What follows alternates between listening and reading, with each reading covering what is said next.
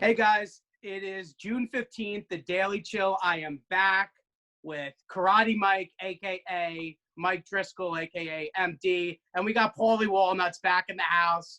I'm already looking at it. His name says James is a diva, so that's pretty on point.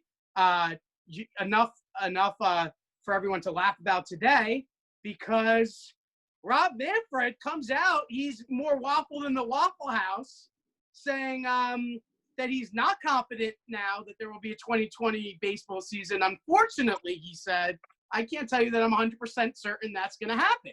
After 5 days ago, he said unequivocally there will 100% be a baseball season. So I don't know if he's playing chess with himself right now, or we got guys like Trevor Bauer right now. If Rob Manfred is Trump, then Trevor Bauer is CNN.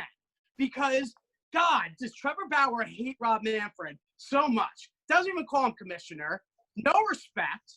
And, I'm furious right now because 5 days ago, I was sitting here all jolly, eating Jolly Ranchers, skipping around town, and now we got another uncertain thing. Somebody talk. Didn't you run into Manfred this weekend? I cannot confirm or deny any Do you of those think you things. could beat up Rob Manfred in a fight? So my dad has a huge man crush on the guy, and I usually would lay off, but at this point right now, I'm not laying off. This is the real problem right here. This can be damaging for baseball forever. This is like the 94 strike on steroids, because now you have no unity. There is no unity at all right now. But Selig used to just drop his balls down and just be like, this is the way it's going to be, guys. But now all these players feel so empowered to get on their social media. Look at this Trevor Bauer guy. Trevor Bauer, shut up and pitch. How about that, Trevor? Shut up and pitch. Whoa. Yeah, that I agree with Trevor Bauer. All right, fine. Go off. Let's hear what you have to say about Trevor Bauer. I just think that the owners want to drag this out and delay it for as long as possible, so that they can wait until the end of the month, and then they propose like a 48 to 52 game season, because they've run the financial models, and that's the way they lose the least amount of money, which you can't blame them for wanting to do that. But now they're going out. Who gives a fuck? Who gives a fuck? I don't care if there's 48 games or 72. But now, like at this point, they're making a mockery of all of it. And Trevor Bauer, who's making a mockery of all of it? Trevor Bauer is, and all these players. Dude, the MLB basically gave them 4 different proposals, paying them the same amount of money, which is what they're going to get paid if they do a 48 to 52 game season, and they just like worded it differently, trying to confuse them. Tony Clark's a fucking idiot. Dude, one of the best tweets I saw all weekend was, if the MLB was in your fantasy football league, you would kick them out for proposing the same trade over and over and over again. Listen, I am not saying that he's doing a good job right now. He's clearly not doing a good job right now. I'm sick of this. I'm waking up. There's going to be baseball. I'm trying to plan my 2020. We got people I need to chop on this team right now. And I can't do anything until I find out whether or not there's going to be baseball. And I'm going to say right now, 75% chance I'm getting red in the face. Or maybe that's my 10. I don't know. But 70% chance there's going to be baseball. This is all poppycock. The players know it. Manfred knows it. Maybe Trevor Bauer's right. Maybe he's right. But, like, there's a synopsis that's longer than the Odyssey that I'm reading right here on Twitter. I mean, dude, basically, it comes down to the fact that the MLB owners have been negotiating in bad faith this entire time. They're going to do everything they can to drag this out so that they lose the least amount of money as possible. And they're big, like Manfred going out and saying that he's 100% confident there's going to be a baseball. Like, he's going out and saying that so that when they do this short season and the players, like, they're trying to cover their ass for when the players file the grievance. Correct. Definitely, but nothing's ever 100. Tell you that. I know a few people that have had children with 99%. But I'm saying, I don't think the players are wrong for filing a grievance after this whole. Oh no! This is just a circus at this point. The only reason I don't like Trevor Bauer is because Trevor Bauer talks his talk, then he goes into the MLB officer. He had a meeting with Rob Manfred, then they were on great terms, and then he just keeps on poking him like he's honestly like he's LeBron James or something. Like he matters in the grand scheme of things. Trevor Bauer. They don't have to be friends. No, it's all freaking it's a circus, and it will get done eventually. Speaking of circus, hold on. Just laugh out loud funny. ESPN is running a special tonight at 9 p.m. your time with Greenberg, and it's titled ESPN Special Return to Sports. Rob Manfred is on it. Yeah, no, I know. From the weekend. So that's the thing. When was this taped? Because all the commissioners are going to be on it. All the commissioners are going to be on it. And when was this taped? Because it was taped 10 days ago. Then we're all running to the finish line before it even starts. Who knows when it was taped? And honestly, I hope to God that we just know tomorrow what's happened. Because I'm just going to commit suicide at this point. This is just getting. Hey, no suicide funny to talk. see what Manfred says, knowing what we know now. Like what he says in this could be potentially. I got people on my show tell me that I should go march outside of his house right now. I said, let's hold the brakes a little bit first. I mean, he's just doing his job. No, I think you should go outside of his house right now. I think that's a great idea. Go for it. To his mailbox. Where does he live? I'm not. No. Let's switch this up. Come on, where does he live? Tell me where he lives. I know a few people up there. Just give me the longitude, latitude. Speaking of circuses, we have the NBA is a little bit of a circus right now too. First of all, your league is a circus when your vice president of the Players Association is a flat earth truther, aka Kyrie Irving, coming out saying, "Oh, I don't know if I want to be inside the bubble, outside the bubble." Listen. He doesn't believe in bubbles. He says it's a flat bubble. Wait, what? Wait, hold on. What timeout? This is the basketball segment, right? Yeah. We're not. Yeah. This isn't about the WNBA 22-game season announcement. No. Well, we're ready for the WNBA 22. Oh, then I will be watching that. Yeah. Wait. Actually, no. We have Sabrina Ayahuasca, whatever her last name is. She's. I mean, honestly, she's my favorite basketball player in New York right now. What's her last name? Oh, I forgot. She was drafted by the Sparks or whatever they're called. Yeah, she was drafted by the Liberty. Liberty. Come on. What are the LA Sparks? Fuck. So anyways, but Kyrie Irving's a joke. Kyrie Irving is a joke. I heard that he asked at the last call, like a week or two ago, if they were going to have free booze in Orlando.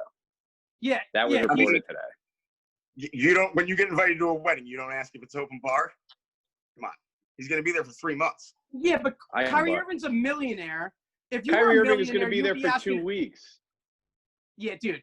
Kyrie Irving is the biggest joke in sports. Nobody takes him seriously. Kendrick Perkins came out and was like, yeah, literally, this is Kyrie, like, little bro shit. Everybody knows that, and Patrick Beverley brought it up. He tweeted it out. He said, if LeBron says we're playing, we ballin'. If he says we ballin', we ballin'. And so we're just waiting for LeBron. Was he mocked there, though, how they do whatever LeBron does? Was he mocking the league? I didn't understand that, Patrick Beverley. No, Patrick Beverley wasn't mocking the league. He was like literally just like, yo, like we're all just gonna do what LeBron says. Like not in a bad way, as in like LeBron's a leader in all this. Yeah, because I mean, he watched the show last week and he heard you say that. Probably. I think Kyrie is like horrible at like expressing things. Like he just always says the wrong thing. The players union or players association, whatever it is in the NBA, they came out and they said that they were it's basically not about like to play or not to play, like safety concerns or being like quarantined in a bubble in Orlando, but it's about whether or not it'll distract from what's going on with the demonstrations and protests. And that's why Barkley was like, it makes no sense because you're literally taking away the platform that you could use. Like if you play the season, you're gonna have a microphone in your face every single day after the game. Right. Yeah, they'll end up using it to promote the Black Lives Matter, and then they'll donate a bunch of money, and everyone will be happy. I think that But like, I should don't be what think happens. NBA season would distract from like these massive protests going on in almost every major U.S. city. Yeah, absolutely. No, you're absolutely right, because here's the thing. Stephen A. Smith and Michael Wilbon would be the ESPN anchors for the thing, and they obviously are the right people to like listen to and have the right questions. This is a slam dunk for the NBA, no pun intended. Just get your ass down to Disney World, and you have the entire floor to say whatever you want on one of the biggest channels in the world. And Yeah. Kyrie Irving just likes to hear Kyrie Irving talk. That's what the real problem is. Almost more than me. Yeah, I think that has a little bit to do with it. Did you see Doug Gottlieb's? No, I didn't see it. This Yeah, he was great. The Read the Room tweet of the year. So Bleacher Report tweet, it says, Kyrie on call with players, quote, "I'm willing to give up everything I have, parentheses, for social reform." And that's per at Shams Charania, or however you pronounce it. So Gottlieb retweets it and just says, Pat Tillman gave up everything. Bro, are you kidding me? Yeah. He got ratioed to death. It was like the Black Lives Matter people obviously were like not thrilled about that. And then like all the military people came at him because like Pat Tillman's They don't want Kyrie on their and team. family members have come out. Please stop using Pat Tillman's name for like every cause just so that you can get like behind like the troops behind it. Like it was a bloodbath. No, it's pretty embarrassing right now. Like literally, like a lot of white people just need to shut up right now.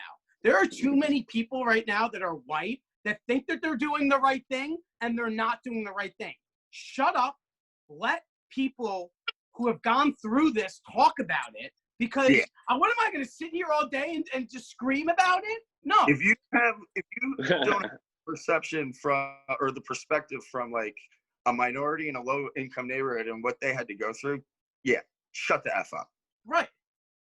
I don't know. I mean, listen, shout out to Doug Gottlieb for being the worst. I used to work on his show back in like 15, 16, So shout out to him. He shouted me out on the radio. Oh my God. He was you worked for Doug Gottlieb?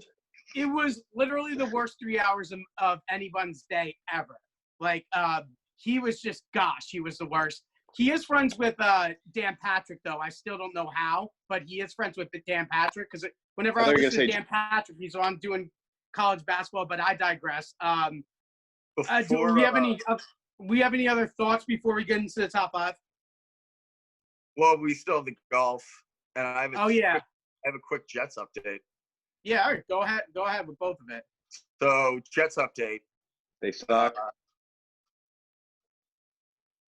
Their previous second-round pick, Christian Hackenberg, is going to go the Tebow route, and he's trying to become a baseball player. He played 0 snaps in the NFL. Second-round pick. And I was watching part of my interruption on ESPN, and Kornheiser and Wilbon were literally going through the kid's high school baseball stats and just roasting him. Oh, God. He watched 40 kids in 22 and a third, something like that. Hit 5 of them. Like, yeah, no, I mean, accuracy was an issue. What a surprise! I think the internal scouting report from the Jets on Christian Hackenberg was that if he was in a boat in the middle of the ocean and threw a football, he would miss the water. Pretty fair. I don't know. I mean, listen, the Jets stink. Christian Hackenberg stinks. I mean, what? I'm going to sit here. Listen, I've only speak the truth. I mean, listen, Rob Manfred right now, you stink too. So, listen, let's get all the stink out. Maybe my armpits stink. You want to bet? You want to bet me? Armpit smell fine. So, there we go. So let's talk about the golf. Because I can. What's up? Do you want to bet me that the Jets go over season total wins? Sure. Whatever you want to do, baby. Let's get into golf. I'm gonna have to look at that. I wanted Spieth at like 1,000,000,000 to 1 and Justin Rose, and you're sitting there mocking me. And here we go. What happened in the golf this weekend? Yeah. Who won the tournament? I don't know. What's this guy's name? Jimmy Pool Parties. How many holes of golf did you watch? Because you're such a big Jordan Spieth fan. Hey, listen, He played two of probably the most exciting rounds of golf in like recent memory. all right. Hitting it all over the property, chipping in for pars, sinking 25-foot birdie putts. Like, he was out of control. Yeah, I had 3 hot dogs. I don't know what you're trying to tell me. Like, who won the tournament? So yeah. Some bowler guy or something. I had Daniel Berger won in Oh, a playoff Berger. over Colin Morikawa. Oh, burger. I had a burger this weekend. Yeah, me too. I had 3. I had 3 too. High five. But yeah, no, I had picked like 10 guys to win, and I had Justin Rose at 50 to 1, and he was like tied for the lead after the first round. He kind of like fell back, and he was like always a couple shots back. Go birdie 16, birdie 17 to get to 14 under. The leaders were at 15 under. Hits a good drive on 18. Hits a good second shot on 18. Hits the birdie putt, and it hits a spike mark in the green. Takes a left turn and like misses the hole on the low side.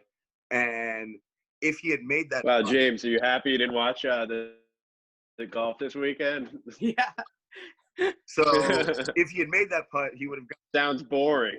15 under was the number to get into the playoff. And like once you're in a playoff with Colin Morikawa and Daniel Berger, like anything could happen. So Yeah, and then I saw somebody else. got on $5 because of a spike mark in the green.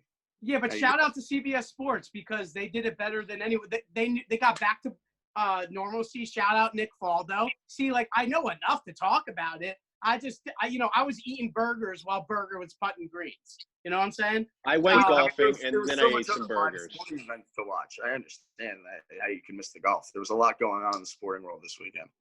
I mean, listen, I don't really care about golf. I'll say it once. Yeah. I'll say it 1,000 times. Shout out to Golf Chill. Last post, like 3.5 weeks ago? So shout out to him, too.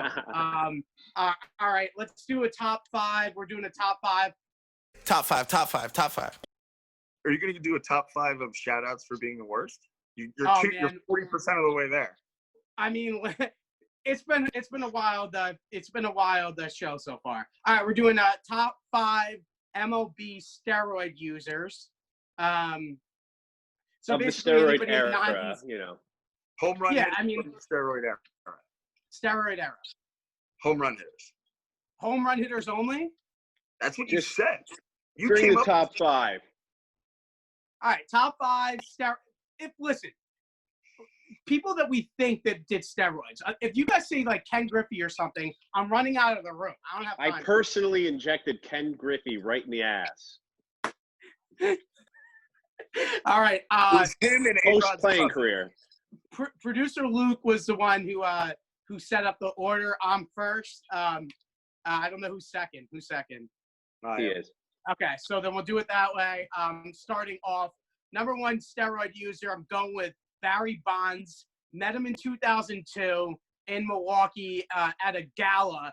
His head, with Rob Manfred's daughter, was hanging out with me. Shout out, Jane. What a legend. The head of Barry Bonds know his daughter? was literally this big.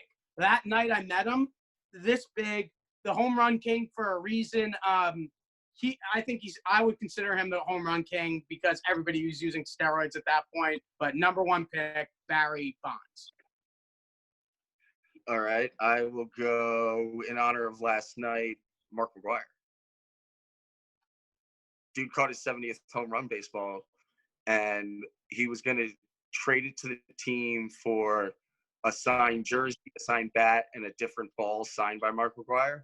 And then the fan wanted to also meet Mark McGwire. McGwire declined, so the fan was like, all right, yeah, you're not getting the ball, and he sold it at auction for $3.05 million. Congrats to him. With pick in the top 5 steroid era home run hitters, I'm going with Rafael Palmeiro. He was in Viagra commercials ahead of his time. Right now, he'd be covering every For Hims commercial out there. He said, fuck you to Congress. fuck you, Congress. Rafael Palmeiro, you're my boy. And then I go again, correct? Correct. I'm going to hit you guys with a double whammy. I'm going to go Jason and Jeremy Giambi with a double pick. I know it might not be in the rules, but I'm going with the brothers. They got great square jaws, and I really want to see Jason inject his brother and vice versa. More pimples than a 15-year-old. Those are my picks. Did they ever wrestle in a WWF match as a tag team? They should have. I hope they did. We'll have to article on that to go through the archives. Yeah. I had Palmeiro on my list. That's a good pick. I'm up. A-Rod. Damn it! I wanted to do A-Rod, but I'm gonna do. I guess I'll take Slammin' Sammy Sosa because that. But then I want to tell a little bit of story about a guy named Brady Anderson. 1992, he hit 21 home runs. 1993, he hit 13. 1994, he hit 12. 52. 1995, he hit 16. 1996, he hit 50 home runs and 110 RBIs. Juiced up to the gills. I mean, everybody remembers in the 96 series versus the Yankees, that guy was a threat everywhere. He was a threat to his own self as well. And then 1997, he came down to earth, hit 18 home runs. So I'm going with Slammin' Sammy and Brady Anderson. Those are solid. Yeah, Bert. I used to go to a bunch of Oriole games every summer because I got grandparents that lived down there, and my cousin and I would be playing like wiffle ball in like the park outside of my grandparents' building, and Brady Anderson would come rollerblading by on his way to Camden Yards like every night when they were like having homestands and stuff. Amazing. High five us as he rollerbladed by, and then I'm sure he was getting ejected in the butt. My second pick or third pick, Jose Canseco. Yeah, that's good. That's good. I didn't want to use him. I just hate him so much. He's an absolute wild card online. He's a must follow on Twitter. He's constantly challenging people to fights. Fair.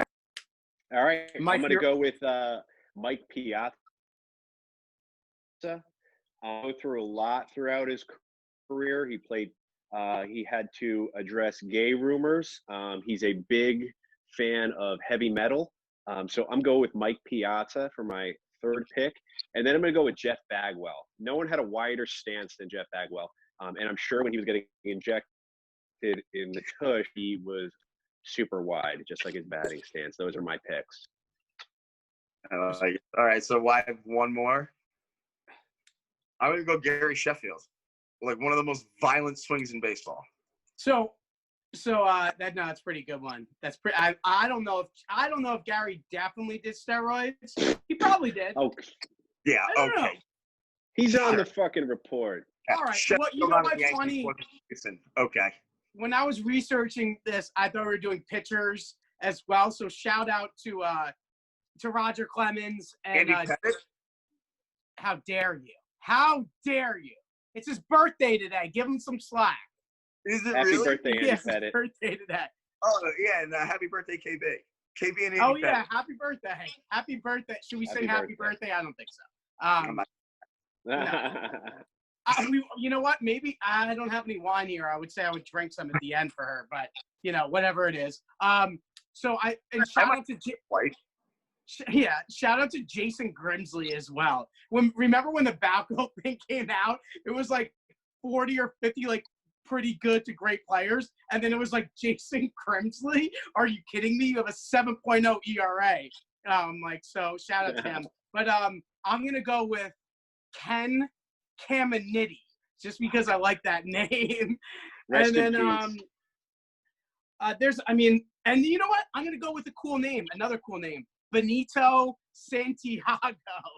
So those are my two guys right there. Catcher for the Giants. Everyone thought like, oh, this guy's hitting like 30 home runs. This guy's like the third or fourth best catcher. Nope, steroids. So, that was basically going on everywhere. And then, on steroids.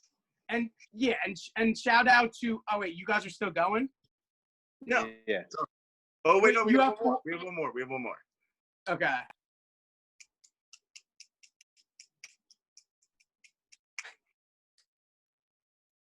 I'm going to take Andy Who's Pettit. up? I'm going to take Andy Pettit. Oh, you motherfucker.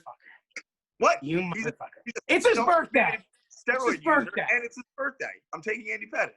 He'd be How happy dare to be you. on the list.